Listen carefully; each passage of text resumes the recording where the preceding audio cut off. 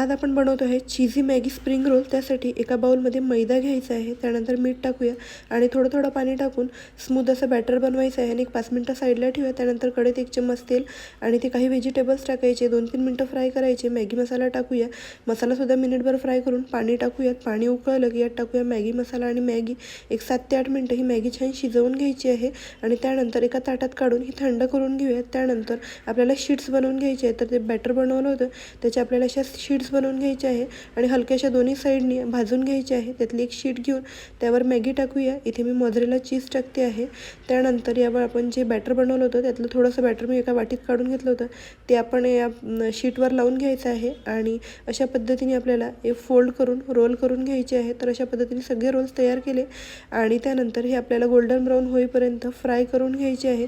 तर बघू शकता मस्त असे आपले क्रिस्पी रोल्स तयार झाले आहे। डिटेल रेसिपी माझ्या यूट्यूब चॅनलवर आहे, नक्कीच